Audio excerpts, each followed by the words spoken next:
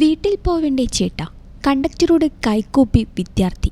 നടക്കില്ലെന്ന കണ്ടക്ടറും. Thrissur Vadakkanchery bus സ്റ്റാൻഡിൽ നടന്ന സംഭവത്തിന്റെ സമൂഹമാധ്യമങ്ങളിൽ പ്രചരിക്കുന്ന ദൃശ്യങ്ങളാണ് ചർച്ചയാവുന്നത്.